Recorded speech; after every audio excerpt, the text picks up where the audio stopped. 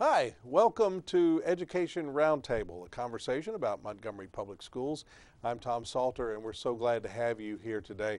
And we're excited to have our guest today, who's Matthew Monson, who is also not only a snappy dresser, as you'll see in just a second, but he's also the principal of Lamp High School, which has been named the best school in the universe, in the whole wide universe, I think. Isn't that what the award says? Yeah, it does. We're very proud of those accomplishments too. Thank you for that introduction. Oh, well, you're welcome. It is a marvelous school, and we're going to talk about all the reasons why as we move along in the next 27 minutes or so. But let's start with Matthew. Okay. How did you decide you wanted to be an educator? For me, it was an easy decision. Both my parents are public school teachers. My dad has since retired. My mom is close to retiring. My grandmother was a public educator. In my family, you either go into teaching or you typically go into medicine. And I didn't have the science and math or the stomach for the medicine. Yeah. So it was a natural inclination for me to go into education.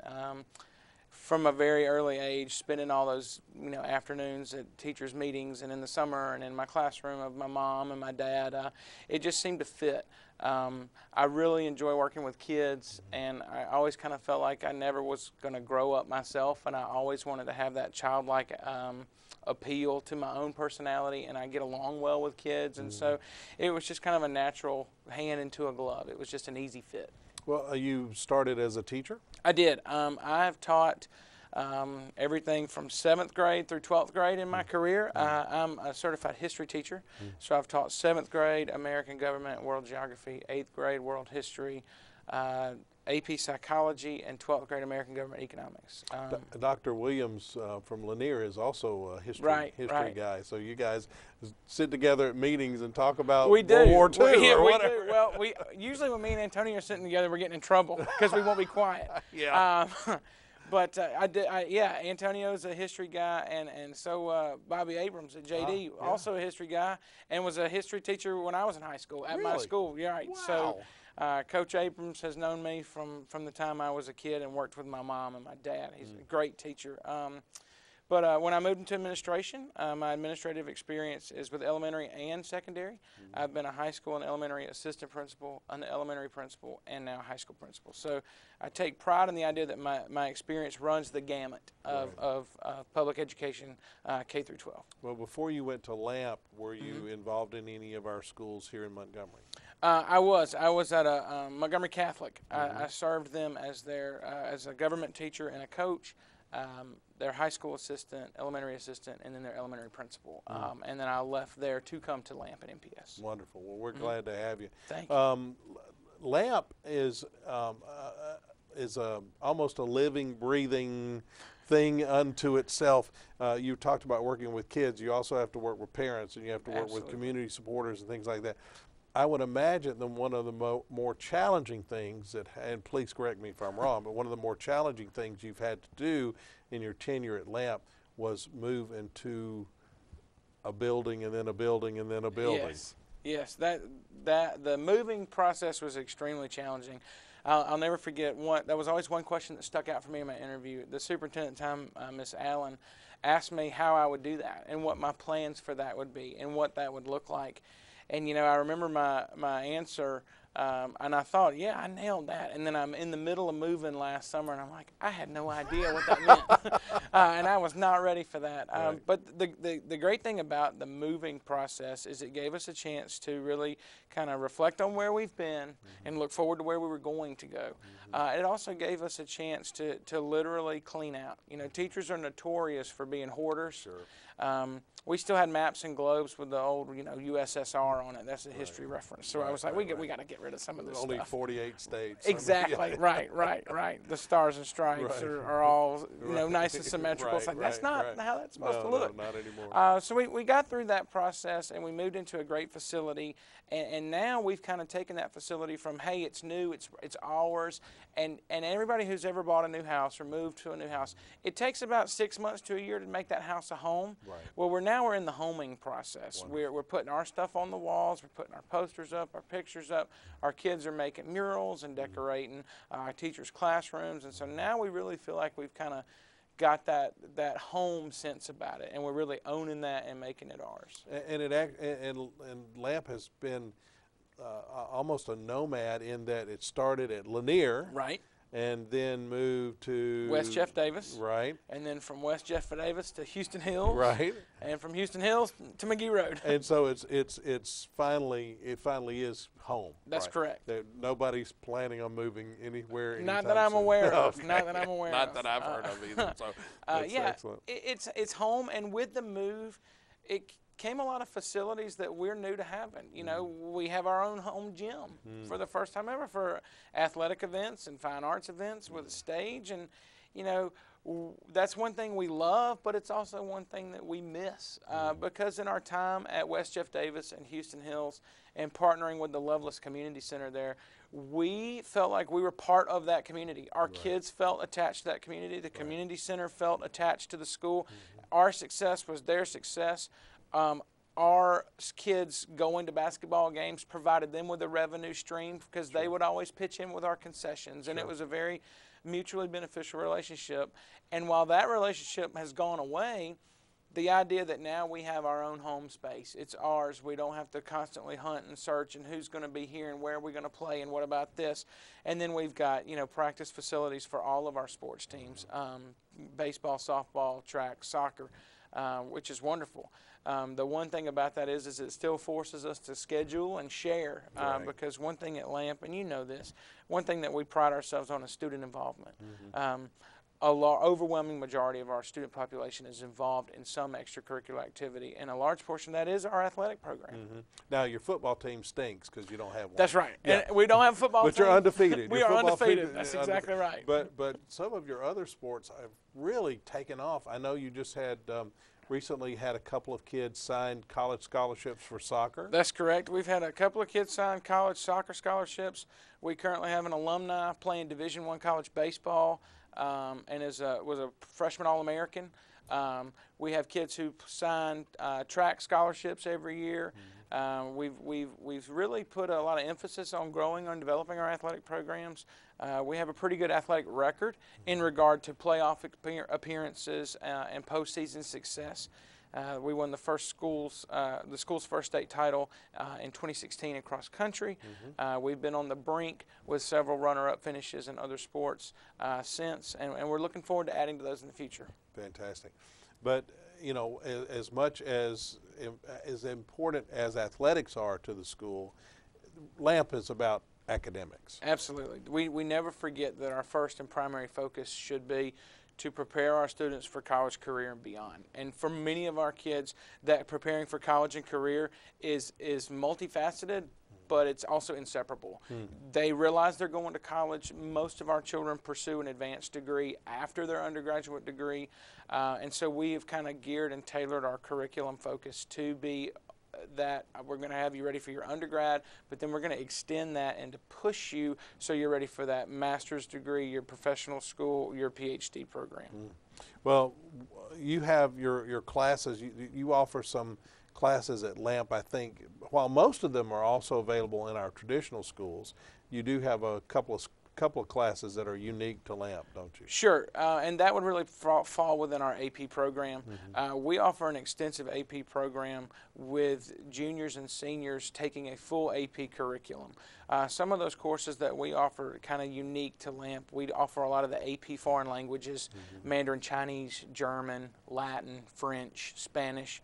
We also offer both AP AB calculus and AP BC calculus. What's the difference? So AB is kind of your college freshman calculus. BC would be your sophomore level calculus. Oh, okay. We also offer AP biology, AP physics 1 and 2. So that's kind of a unique course. And again, when we get to those second year AP courses, we're really pushing and extending those kids into their sophomore hours in regards to their college education. Now, for those who may not be familiar with the term AP, advanced placement, talk a little bit about the advantages of students who take AP classes and pass the test. Yeah. Sure. So the advantage of an AP course is you get college credit so long as you post a qualifying score on the summative AP College Board exam, which is given once a year at the end of the course. So what that essentially means for LAMP students is that they have the opportunity to earn college credit while in high school without having to pay a $100 an hour course fee, without having to matriculate to a local college to do that. We're all housed right there. It's part of their school day. And so what that means is LAMP students, when they graduate from high school from LAMP, they kind of have a leg up entering their college their fall freshman year.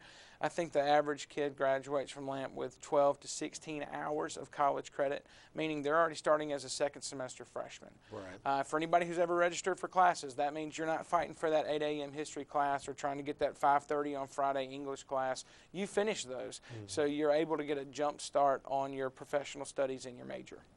And as special as those classes are at LAMP, we do offer AP classes in our traditional schools as well, so you don't have to be a LAMP student to do that. But one of the things that is just consistently fantastic, one of the many things that's consistently fantastic about LAMP are the college scholarships. Absolutely. That your students earn. I remember the last couple of years you've had one student in each of those years who earned over $1 million in scholarships. That's correct. Am I right? Yes, you are, and that is a testament to the kids' hard work and their parents' hard work and our faculty's hard work. We're extremely proud of our kids' academic prowess and success, but we also realize that whether they get $1 in scholarship money or $1 million in scholarship money, they're prepared to be there and they're prepared to take that next step.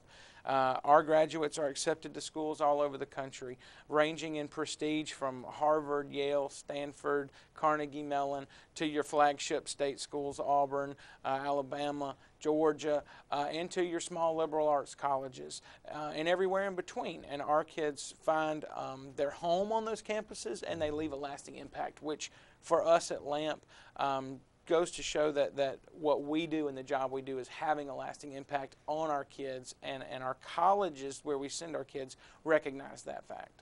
I remember a few years ago there was, and I can't remember if you were the principal then or not, there was one student that had received some kind of special recognition because he was working on a cure for cancer.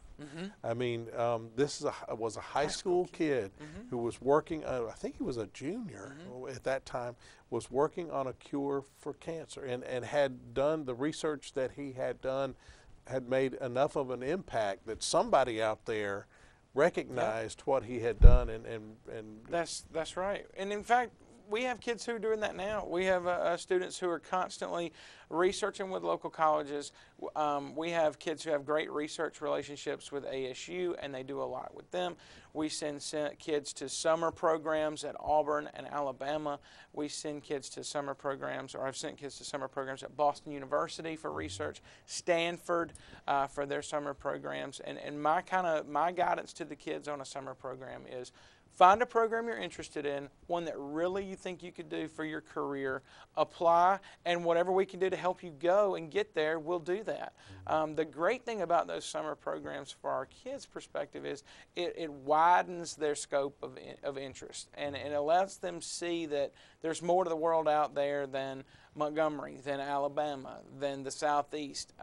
You know, I had a kid who did a Stanford summer program this year, and while he realized he didn't want to go to Stanford, he realized he also needed to broaden his scope for college experience. And that kind of experience is just as valuable to us as learning how to solve Pythagorean's theorem. Right. Well, you know, some people have a misconception about our magnet program, that they're mostly Caucasian kids or that they're mostly rich kids. Sure. And that's really not the case. You're exactly right. The thing I love most about LAMP and the thing that I'm most proud of is our diversity. If you walk the halls of our school, you will see students of every race and ethnicity you can imagine. In fact, our AP Human Geography class this year did a study about the number of languages spoken in the homes of our children. Over 40 different languages are spoken in the homes of our students. And yet they find a unifying banner to rally under at school, and that is LAMP. We also have kids that hit every level of economic diversity. We have the same troubles, unfortunately, with children who come to school hungry and who exhibit extreme need. And we also have students who, when I walk through the parking lot, I hope to be them one day because they drive that nicer car than we both do. Yeah. But well, that's not hard in right. my case. The other interesting thing about that is, though, that the kids don't let that be a defining characteristic. They don't let their economic standing define them. They don't let their ethnicity define them, their religion. They're just lampers. That's how they refer to themselves. Hey, we're lampers.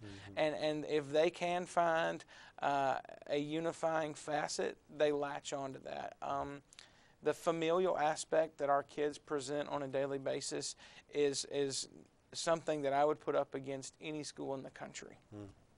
Well, you're recognized, your performance academically, and is recognized by U.S. News and World Report, by you name it. And if they rate schools, recently there was a new, I think it's called Rate My School or something like that, a new site. And you were, the Lamp was named the #1 school in Alabama, and like number 10 or 12 or something like that in the country. So there's no doubt that good things are happening at Lamp on a daily basis. You mentioned parents working hard. Sure. What is a typical role of a parent of a Lamper? So first and foremost, the first parental role I would say for a Lamp parent is they have to be that support system at home. And they have to send their kids to school with the idea that we're forming a partnership.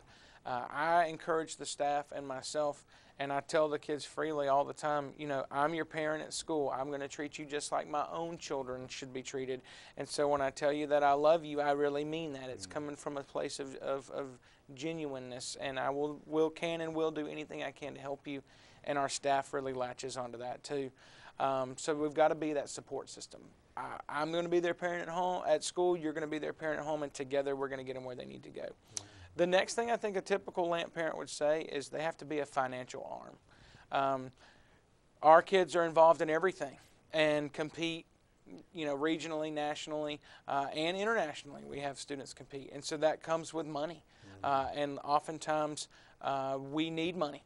And we ask our parents to be part of that and to have that financial commitment and invest into themselves and their children and to the product that we create, and then ultimately to MPS.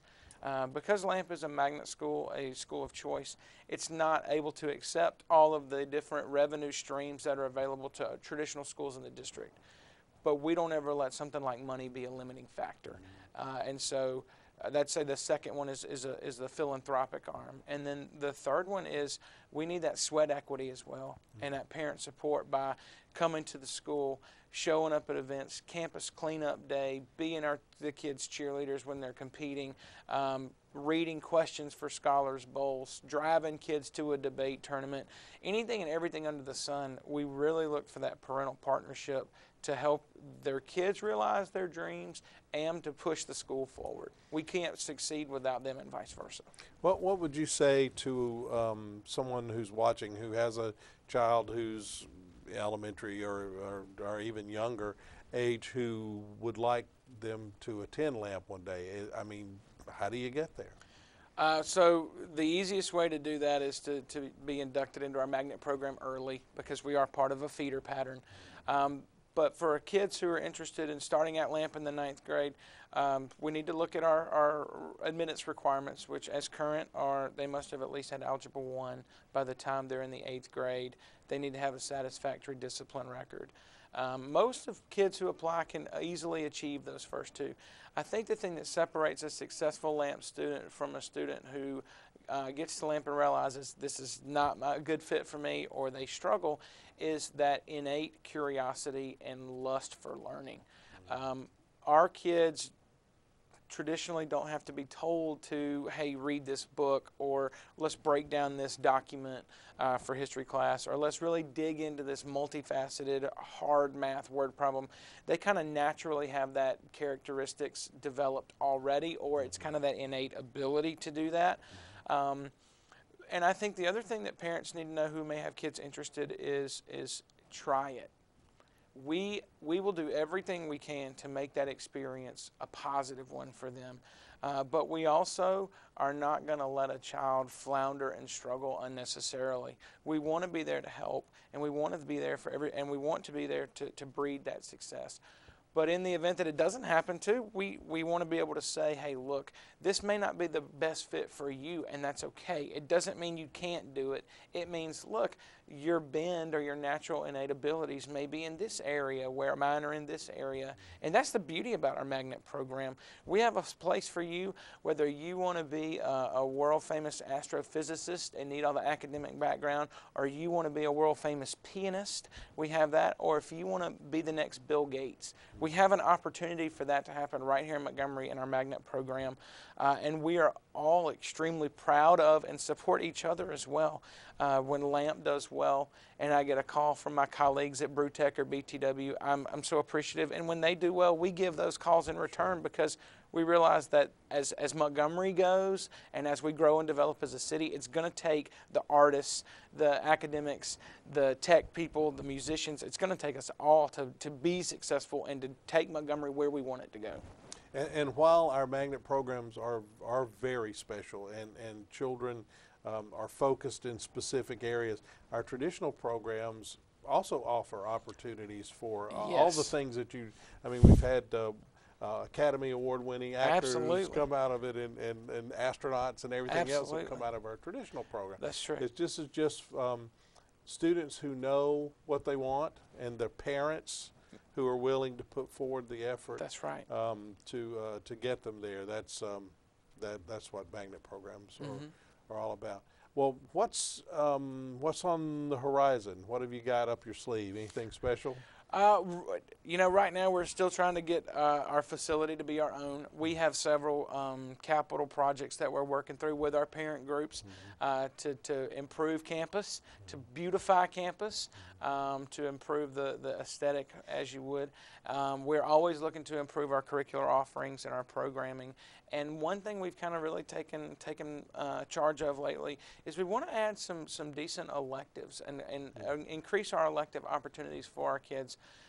So much so that, oftentimes our kids display multiple forms of intelligence. So we're back to the Bill Gates versus the physicist versus the pianist. That child who walks our halls every day, who can play the cello at a world-class level, we would eventually would love to get to the idea that they have that option at our school too. Not as a limiting factor to another school, but to give them that ability to practice what they do and their love and their gift right there with us. So we're always looking to improve curricular options. Another thing we would love to see improve is we would love to, over time, look for programs to add to our athletics as well. We are trying to develop and grow our swim team. That's a rarity here in Alabama to have swim, but we do participate in that. We're always looking to grow our men's and women's golf program.